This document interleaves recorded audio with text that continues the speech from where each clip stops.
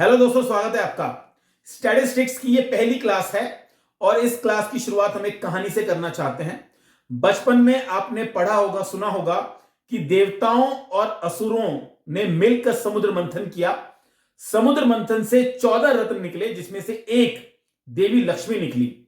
देवी लक्ष्मी के बारे में आप जानते हैं कि वो उनको गॉडेस ऑफ वेल्थ कहा जाता है, धन संपत्ति की देवी कहा जाता है।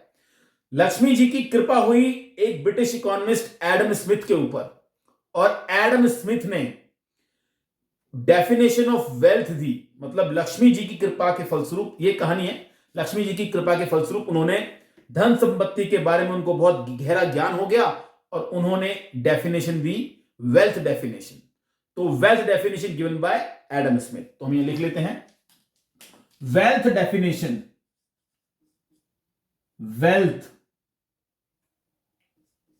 wealth definition given by Adam Smith. देखिए भाई इकोनॉमिक्स की बहुत सारी डेफिनेशन है, जिनमें से पहली डेफिनेशन है जो सबसे पहले दी थी, एडम स्मिथ ने दी थी। तो 1776 में एडम स्मिथ ने एक किताब लिखी थी जिसका नाम था An Enquiry into the nature and causes of wealth of nations।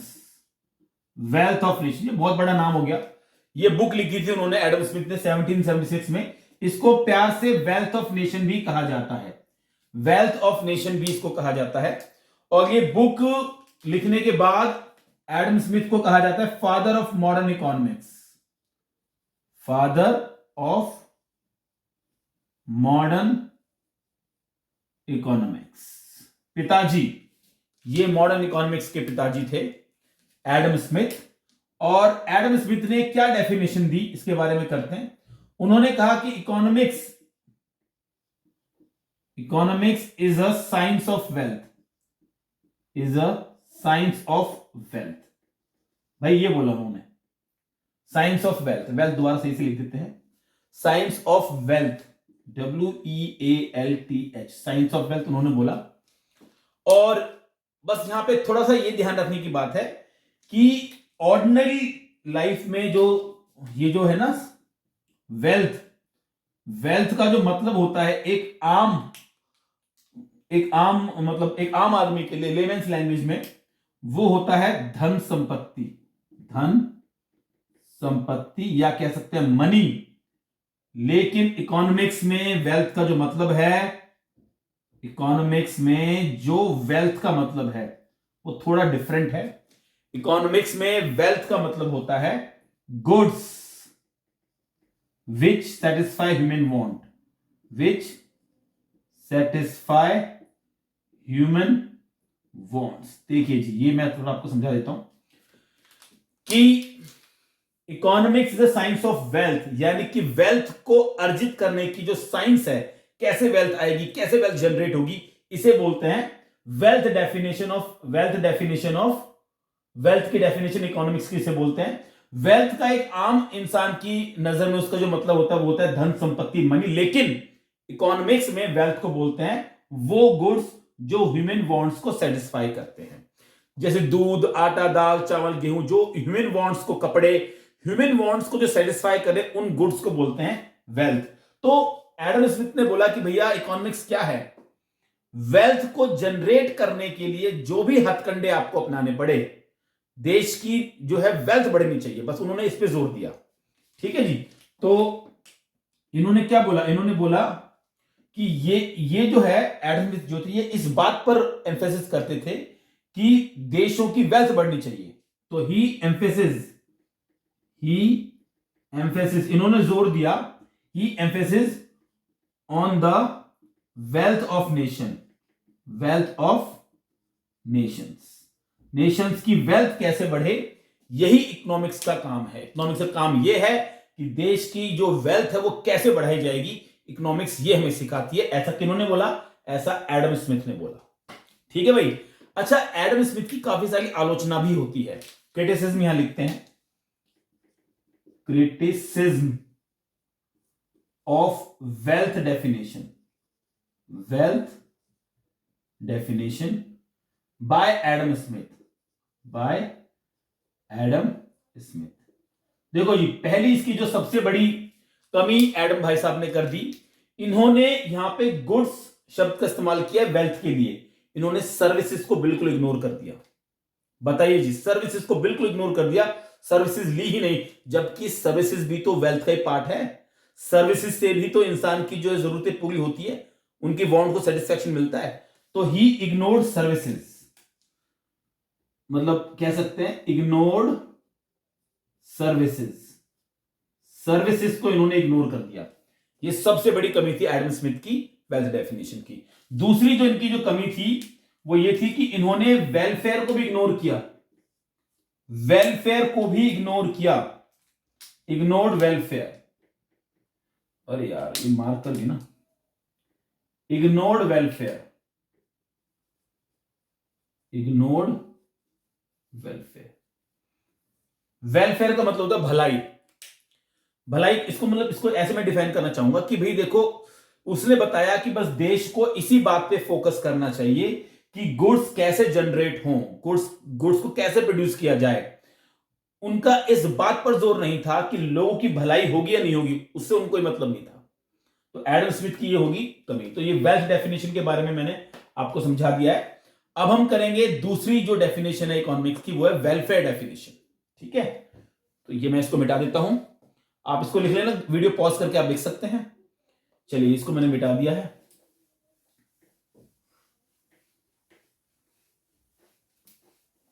ये देखिए, ये मैंने इसको मिटा दिया है। अब हम करेंगे वेलफेयर डेफिनेशन ऑफ इकोनॉमिक्स,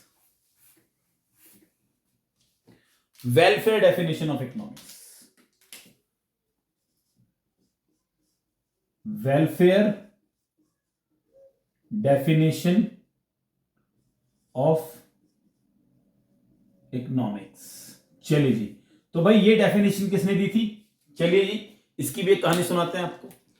देखिए, दिल्ली में अगर आप कभी डीटीसी बस से सफर करें तो आप पाएंगे कि डीटीसी बस में एक पुलिस की वर्दी पहने एक जवान होता है, उसे कहते हैं मार्शल।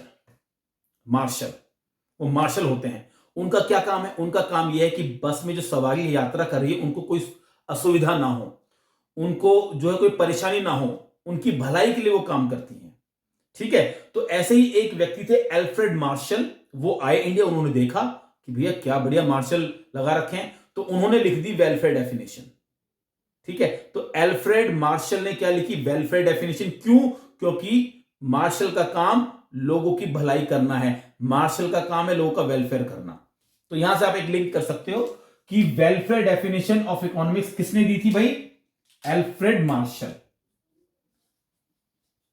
एल्फ्रेड मार्शल, इन्होंने वो डेफिनेशन दी थी। अच्छा, इसका एक नाम और भी है, इसको मटेरियल वेलफेयर भी बोलते हैं। ये एक नाम और है, मटेरियल वेलफेयर, मटेरियल वेलफेयर भी इसे कहा जाता है, ये भी इसका एक नाम है।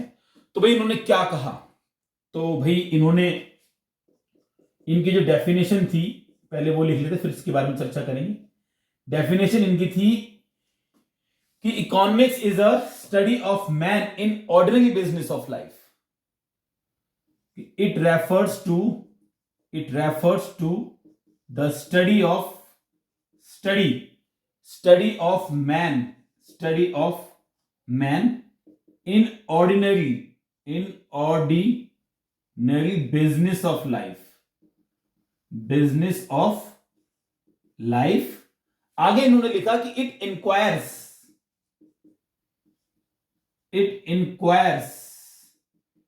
Into how he gets it and how he uses it। देखिए जी, कितनी बढ़िया डेफिनेशन लिखी इन्होंने। थोड़ा सा इन्होंने एक इस डेफिनेशन को बेटर किया है, एडम स्मिथ की जो डेफिनेशन थी उससे थोड़ा एक अप लेवल पे गए हैं। इन्होंने बोला है कि एल्फ्रेड मार्शल ने बोला है कि इकोनॉमिक्स क्या है। इकोनॉमिक्स जो है एक आम इंसान जो अपनी जिंदगी में, एक आम इंसान की जिंदगी से रिलेटेड है इकोनॉमिक्स।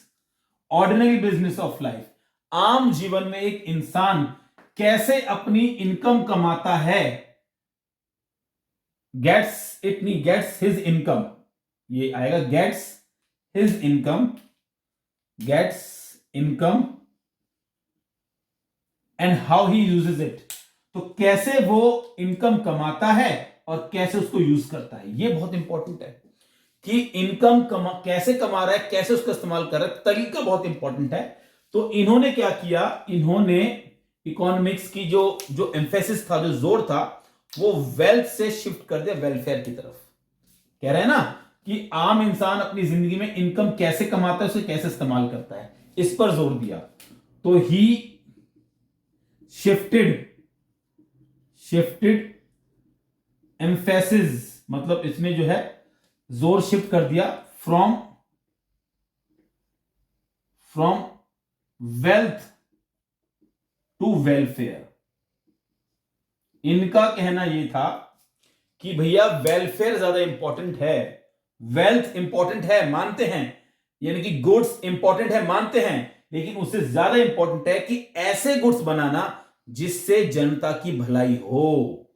यानी कि अगर आप शराब बना के गुड्स मतलब शराब बना रहे हैं आप, तो वेल्थ तो जनरेट होगी। एक देश के बारे में वो कह रहा है कि एक देश अगर बहुत ज्यादा शराब का प्रोडक्शन कर रहा है तो वेल्थ तो जनरेट हो गई है, लेकिन उससे वेलफेयर नहीं हो रहा। तो इनका जोर यह था कि ऐसे गुड्स बनाए जाएं जिनसे जनता का वेलफेयर हो, यह भी जरूरी है। और वो कैसे होगा, वो इकोनॉमिक्स सिखाएगी हमको, वो इकोनॉमिक्स सिखाएगी। तो ये था shifted emphasis from wealth to welfare, इन्होंने किया। ठीक है भाई, चलिए जी। इसके बाद आगे करते हैं, इस क्रिटिसिज्म करते हैं, इनकी भी क्रिटिसिज्म है भैया, सबकी क्रिटिसिज्म है। तो इनकी बुराई क्या है भाई, उसके बारे में करते हैं। Criticism,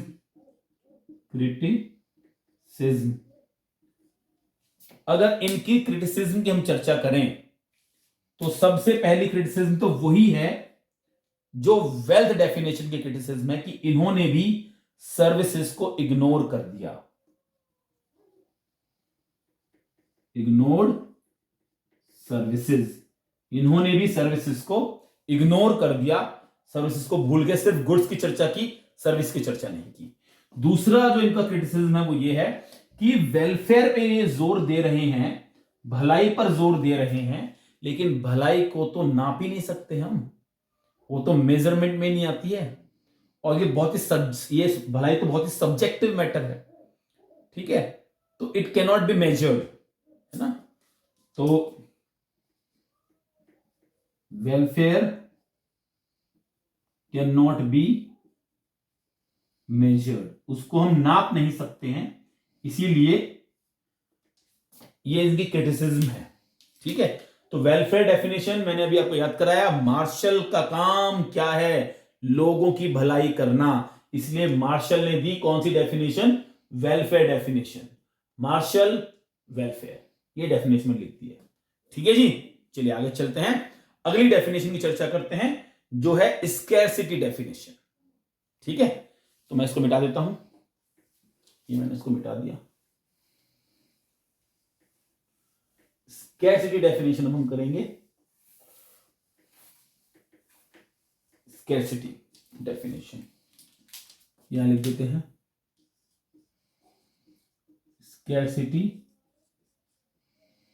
definition. स्कैरसिटी डेफिनेशन कर रहे हैं, ये किसने दी थी, चलिए इसकी भी एक कहानी सुनाते हैं आपको, बिना कहानी के हम चर्चा ही नहीं करते।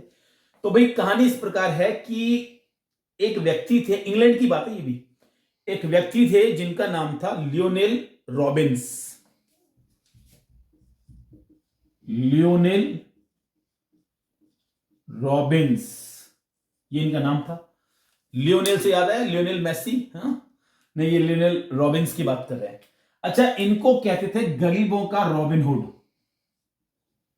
गरीबों का रॉबिन हुड इनको बोलते थे।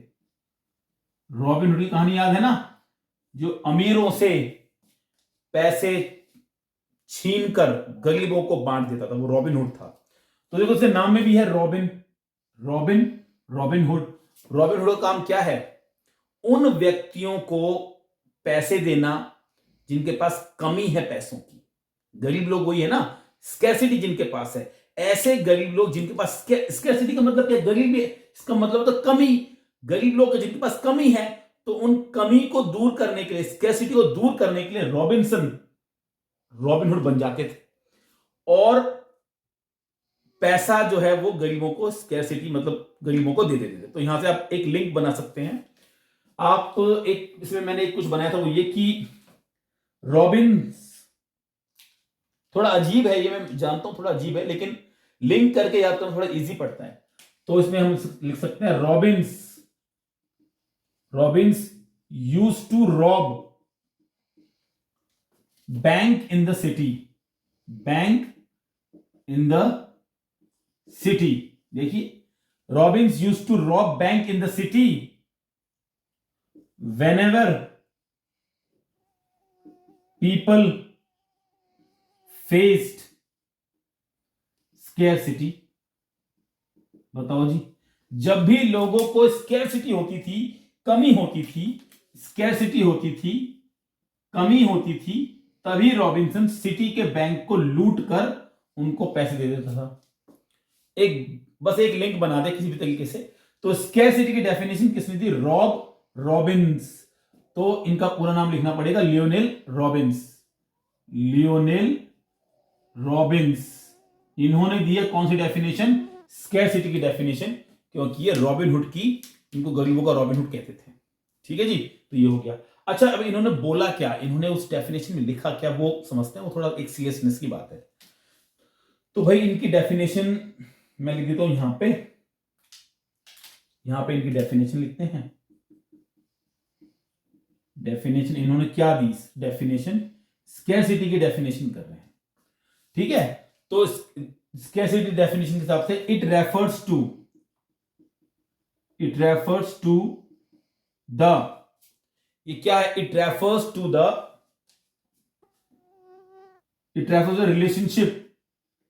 Relationship between ends and scarce means, scarce, SCARC, scarce means between ends and scare means which have alternate use,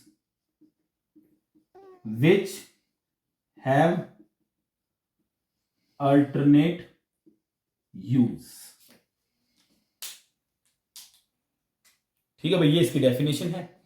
और definition, let me wear my glasses, तो ये डेफिनेशन है, वो ये कह रही है आपसे कि यहां पे एक वर्ड यूज किया है, एंड्स का मतलब होता है ह्यूमन वांट्स, और मींस का मतलब होता है रिसोर्सेस। ठीक है भाई, तो भाई इन्होंने बोला कि देखो इकोनॉमिक्स है क्या, इकोनॉमिक्स एक रिलेशनशिप है किसके बीच में, ह्यूमन वांट्स के बीच में, और स्केयर रिसोर्सेज, उन्हें पूरा करने वाले जो साधन हैं वो लिमिटेड हैं, और ह्यूमन वांट्स के अनलिमिटेड हैं, और उन साधनों के अल्टरनेट यूज भी हैं। तो ये इन तीनों के बीच में कोऑर्डिनेशन करके इंसान क्या चूज करता है।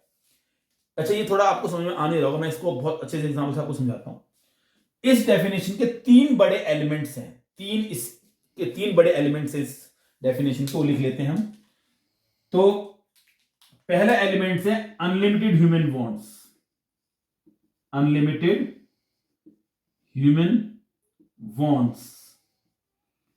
अच्छा, अब वो ये कह रहा है आपसे कि ह्यूमन वांट्स अनलिमिटेड होती है, एक इच्छा खत्म होती है, दूसरी इच्छा जन्म ले लेती है, दूसरी इच्छा खत्म होती है, तीसरी इच्छा जन्म ले लेती है। इच्छाएं कभी खत्म नहीं होती, एक के बाद दूसरी के बाद तीसरी के बाद चौथी इच्छाएं लगातार बढ़ती रहती है।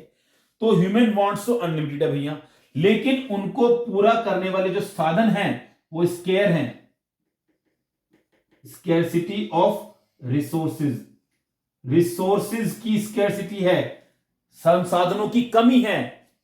हम सारी वांट्स को पूरा नहीं कर सकते, संसाधनों की कमी है, और संसाधनों की कमी तो है ही है, इसके अलावा संसाधन के अल्टरनेट यूज भी हैं। अल्टरनेट यूज भी हैं। हम कई तरीके से संसाधनों को इस्तेमाल कर सकते हैं। आप देखिए, मैं आपको एग्जांपल देता हूं। तो एग्जांपल इस तरीके से है कि मान लीजिए आपके पास एक जमीन का टुकड़ा है, अ पीस ऑफ लैंड, मतलब 500 गज का आपके पास एक जमीन का टुकड़ा है। ठीक है, जाहिर सी बात है कि वो एक लिमिटेड रिसोर्स है आपके पास। इतनी बड़ी पृथ्वी पर सिर्फ 500 गज का आपके पास एक प्लॉट है, लिमिटेड रिसोर्सेज हैं। अनलिमिटेड ह्यूमन वांट्स, आपकी इच्छा बहुत ज्यादा है कि भाई मुझे उस जमीन के टुकड़े पर, वो जो 500 गज का प्लॉट है उसके ऊपर मैं अपना घर बनाऊं। कभी आपके मन में आती है यार घर नहीं, इसके ऊपर मैं हॉस्पिटल बनाता हूं, उसको बिजनेस की तरह इस्तेमाल करता हूं, स्कूल खोलता हूं, है ना, उसको उसमें नर्सरी खोलता हूं। मतलब बहुत सारे ऑप्शंस आपके पास हैं, वांट्स बहुत ज्यादा हैं आपकी, मतलब उस बहुत सारी इच्छा है आपको वो काम करने की।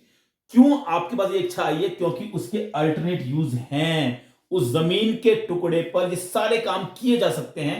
उस जमीन के टुकड़े के अल्टरनेट अल्टरनेट यूज हैं, उसके वैकल्पिक उपयोग हैं। बहुत सारे काम आप उसके ऊपर कर सकते हो।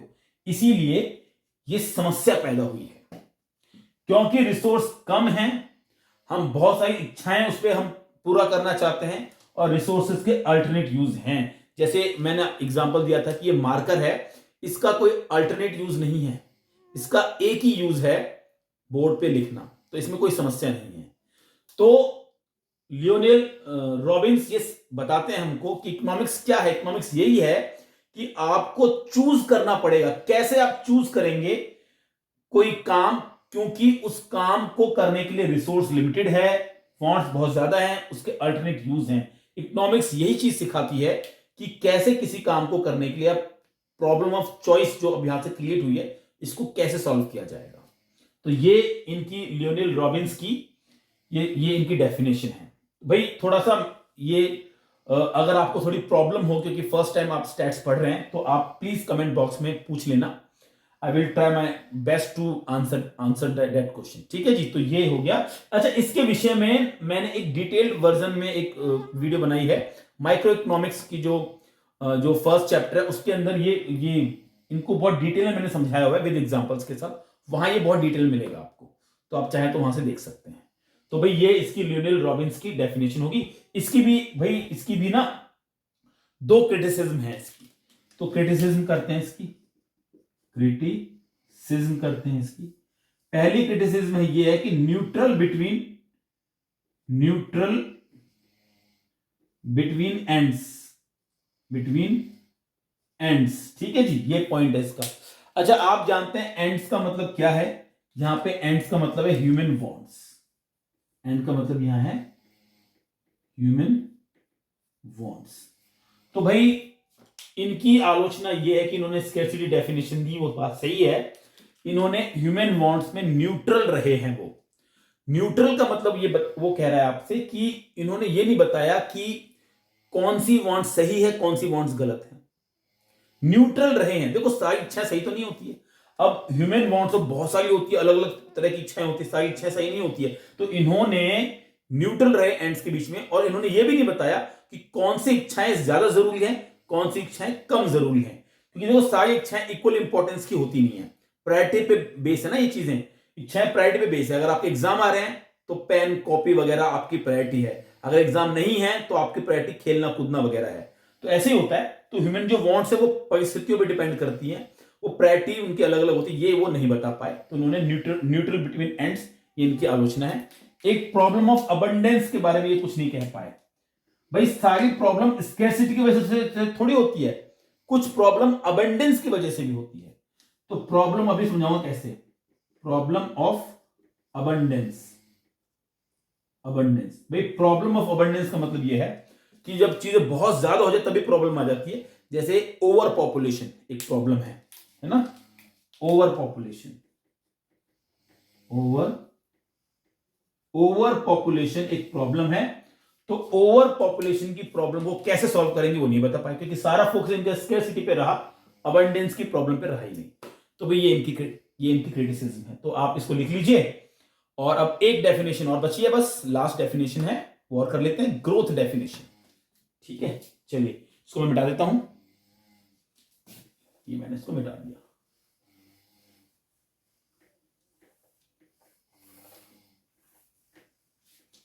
ये मैंने इसको मिटा दिया।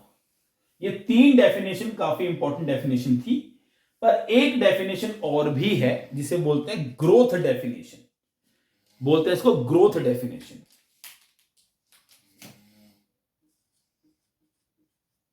ग्रोथ डेफिनेशन, अच्छा भाई ये किन्होंने दी? तो भाई नाम तो मैं बता दूंगा आपको, लेकिन मैं चाहता हूं कि थोड़ा सा हम कुछ कहानी टाइप कुछ जनरेट करें इस यहां से। तो भाई एक व्यक्ति हुए जिनका नाम था, एक व्यक्ति हुए जिनका नाम था सैमुअलसन, ठीक है, एंथनी, पॉल एंथनी सैमुअलसन पूरा नाम था, सैमुअलसन, उसको सैमुअलसन बोलते हैं प्यार से। तो सैमुअलसन,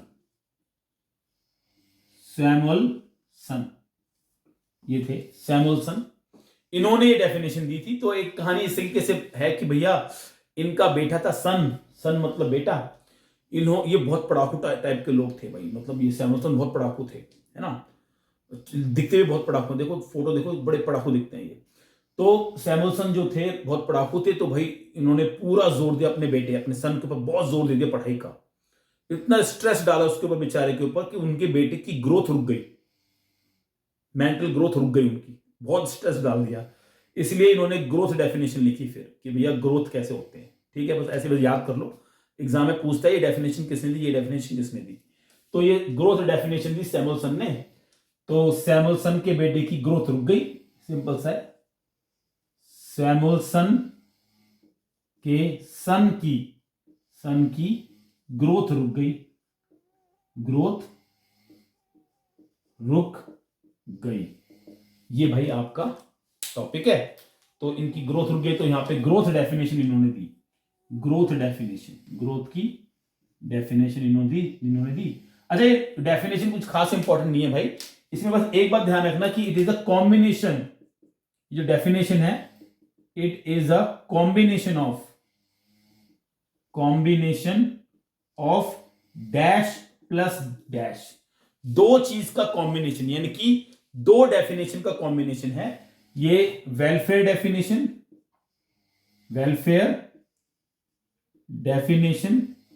प्लस ये जो है स्कैरसिटी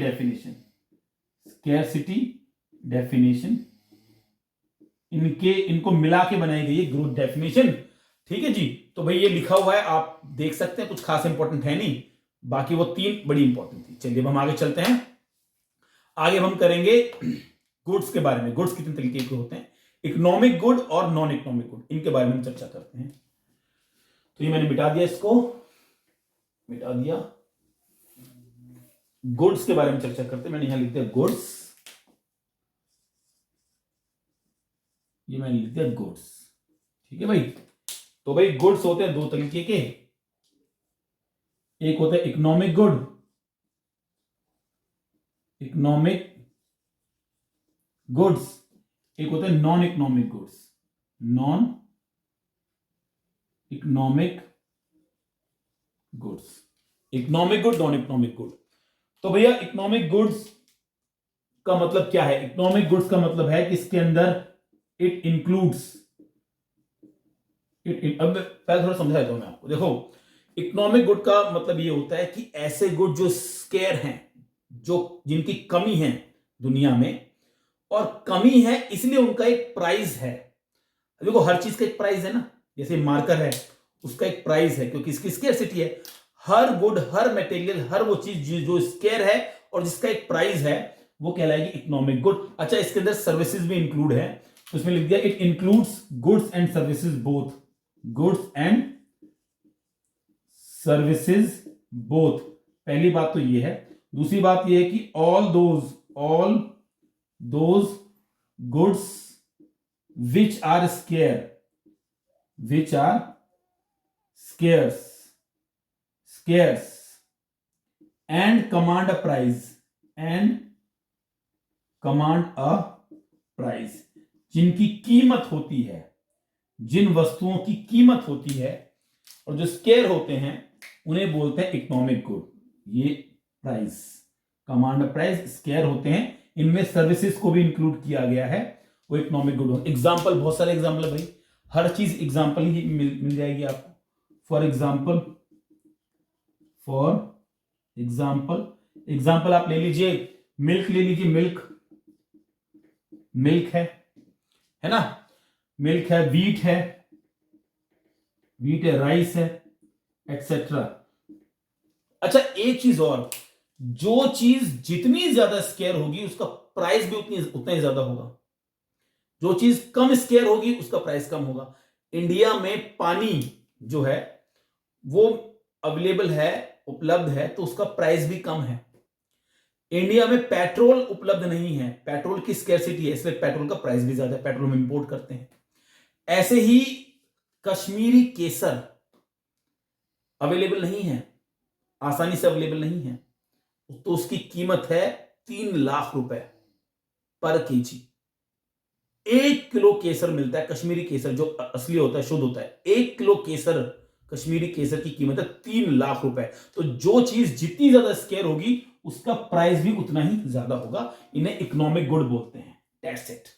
उसके बाद अगला आता है नॉन इकोनॉमिक गुड्स, जो अबंडेंस में होते हैं, ठीक है, they are available in abundance, they are available in abundance, जो बहुत ज्यादा मात्रा में उपलब्ध है हमारे पास, उनका कोई प्राइस नहीं होता, फ्री ऑफ कॉस्ट होते हैं, free of cost, no price, उनका कोई प्राइस नहीं होता। एग्जाम्पल की अगर बात करें तो अब तक आप समझ ही गए होंगे। फॉर एग्जाम्पल की अगर बात करें तो आप देख लीजिए, इसमें सनलाइट बहुत मात्रा में, एयर कोई प्राइस नहीं है, ठीक है, रेन एटसेट्रा, ये इनके एग्जाम्पल हैं नॉन इकोनॉमिक गुड के। और ये बात ध्यान रखना, इकोनॉमिक्स का संबंध हमेशा इकोनॉमिक गुड से है, इनसे कोई संबंध नहीं, इनके बारे में चर्चा ही इकोनॉमिक्स नहीं करती। जो चीज स्केयर है, जिसका प्राइस है, उसी के बारे में इकोनॉमिक्स चर्चा करती है। तो ये हो गया आपका इकोनॉमिक गुड्स। ठीक है भाई, चलिए आगे। गुड, अब एक्टिविटी के बारे में चर्चा करते हैं। चलिए, इकोनॉमिक एक्टिविटी और नॉन इकोनॉमिक एक्टिविटी।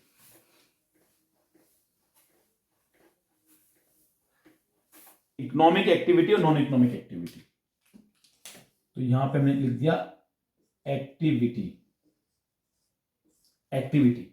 तो भाई एक्टिविटी भी दो तरह की होती है, इकोनॉमिक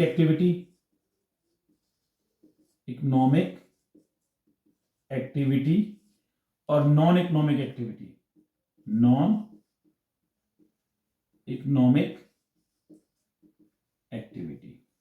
चलिए जी, बहुत बढ़िया।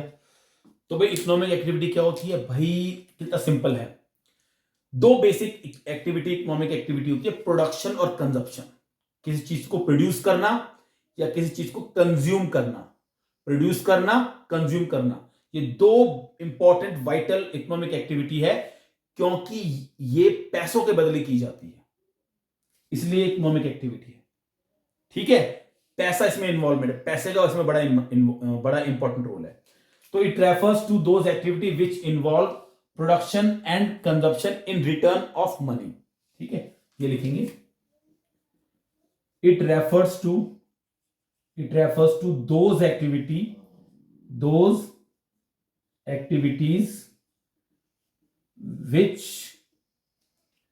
which are related to production and consumption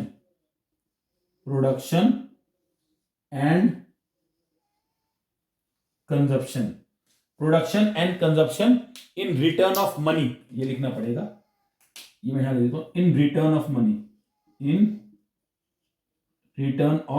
money। ये लाइन बहुत इंपॉर्टेंट है भैया, पैसे के बदले की जा रही है। अगर ये दोनों ही एक्टिविटी पैसे के बदले नहीं की जाती तो ये नॉन इकोनॉमिक एक्टिविटी है, पैसा इन्वॉल्वमेंट है। फ्री में आप लंगर बांट रहे हो, फ्री में आप, जैसे आप मंदिर गए तो आपको प्रसाद मिला, प्रसाद आपने खा लिया, क्या आपने उसके लिए पैसे दिए? नहीं दिए, नॉन इकोनॉमिक एक्टिविटी। आप बाजार गए, बाजार से आप समोसा लेके आए और आप समोसा खाए जा रहे हो, समोसे के लिए आपने पैसे दिए, यस, कंजप्शन है, इकोनॉमिक एक्टिविटी है, क्योंकि आपने पैसा पे किया है। ठीक है भाई, तो ये हो गया। इसके एग्जाम्पल की अगर बात करें तो बहुत ही सिंपल है। ठीक है, इसमें सर्विसेज भी इसमें इंक्लूड है। तो शॉपकीपर सेलिंग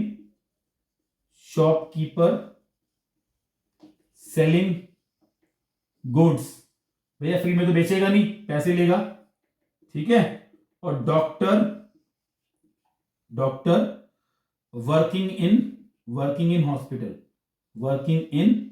हॉस्पिटल, तो जो डॉक्टर वर्क कर रहा है हॉस्पिटल में वो भी पैसे लेगा भैया, बिना पैसे के तो वो भी नहीं करेगा। डॉक्टर वर्किंग इन हॉस्पिटल, तो वो भी एक इकोनॉमिक एक्टिविटी है, ये इकोनॉमिक एक्टिविटी होगी। नॉन इकोनॉमिक एक्टिविटी मैंने अभी आपको समझाया जिसका पैसे से रिलेटेड नहीं है, all those activity which are not related with money, simple definition, all those activity which are not related with money, all those activities which are not related with money, ये हुई ना बात। तो पैसों से रिलेटेड with money, जो पैसों से रिलेटेड नहीं है, नॉट रिलेटेड विद मनी, तो वो नॉन इकोनॉमिक एक्टिविटी है, ठीक है भाई। एग्जाम्पल देख लीजिए, बहुत ही सिंपल है। एग्जाम्पल अगर इसका देखें, एग्जाम्पल में आप देख लीजिए, जैसे चैरिटेबल एक्टिविटी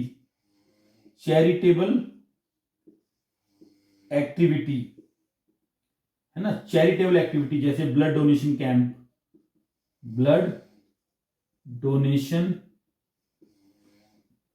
कैंप लगवाया भैया, ब्लड डोनेट कर रहे हैं, उसका पैसा नहीं ले रहे भैया, डोनेट कर रहे हैं, तो वो आपकी नॉन इकोनॉमिक एक्टिविटी होगी। और रिलीजियस एक्टिविटी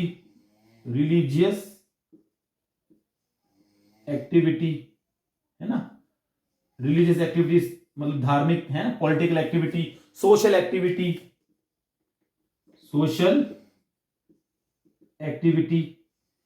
है ना, सोशल एक्टिविटी जैसे सोशल एक्टिविटी सामाजिक, मतलब आप सोशल में तो कुछ भी मान लो, आप किसी के लिए काम कर रहे हो, पैसा नहीं ले रहे हो आप, तो नॉन इकोनॉमिक एक्टिविटी।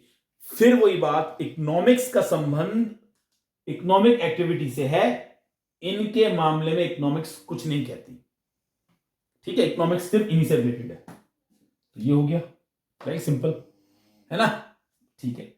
अब ये हो गया। अब एक छोटा सा टॉपिक और कर लेते हैं कि इकोनॉमिक्स साइंस है या आर्ट है, इसके बारे में और चर्चा करें। छोटा सा टॉपिक है, फिर खत्म हो जाएगा।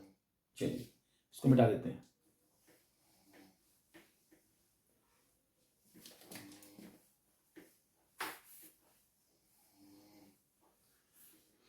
हो गया भैया, तो बात कर रहे हैं हम लोग इकोनॉमिक्स साइंस है या वो आर्ट है। तो भैया दोनों ही है, साइंस भी है और आर्ट भी है, साइंस भी है और वो आर्ट भी है, ठीक है। आर्ट क्यों है? क्योंकि भैया वेलफेयर ऑफ ह्यूमन बीइंग से रिलेटेड है ना, वेलफेयर ऑफ ह्यूमन बीइंग इंसानों से संबंधित है भाई, इंसानों की बात करती है, इंसानों को कैसे मैक्सिमम सेटिस्फैक्शन मिले इसकी बात करती है, इंसानों के लिए ये करो वो करो, इंसानों की बात कर रही है, तो आर्ट है भैया। वेलफेयर ऑफ ह्यूमन बीइंग की बात करती है, ह्यूमन की इकोनॉमिक एक्टिविटी की बात करती है, इकोनॉमिक एक्टिविटी की बात करती है, तो ये एक आर्ट है। साइंस भी है, साइंस किस लिए है? क्योंकि भैया सिस्टमैटिक मेथड है, सिस्टमैटिक बिल्कुल मेथड का इस्तेमाल किया जाता है, कलेक्शन किया जाता है डेटा का, डेटा को एनालाइज किया जाता है, डेटा को कॉज एंड इफेक्ट रिलेशन निकाले जाते हैं, कॉज एंड इफेक्ट रिलेशन निकाले जाते हैं, है ना। तो एक सिस्टमैटिक प्रोसेस है, एक मेथड है इसके अंदर, एक लॉज, इसमें लॉज होते हैं, यस लॉज होते हैं इसके अंदर, नियम कायदे होते हैं, law of demand, law of supply भी आप आगे पढ़ेंगे, ये सॉरी माइक्रो इकोनॉमिक्स में पढ़ेंगे सब चीजें आप। तो ये सब चीजें साइंस भी है और ये आर्ट भी है, ठीक है जी। तो यहां पे आपकी पहली क्लास स्टैट्स की खत्म होती है। भाई कोई भी दिक्कत है आपको या आपको कुछ चीज समझ में नहीं आई तो आप कमेंट बॉक्स में लिख सकते हैं। Thank you so much, next class में आपसे मिलेंगे। यस एक चीज ना भूलें, अगर नए हैं तो चैनल को सब्सक्राइब कर दीजिए, दोस्तों के साथ शेयर कर दीजिए, बता दीजिए कि भैया चैनल पे क्लास ली जाती है। Thank you so much, like कर दीजिए वीडियो को। जय हिंद, नमस्कार।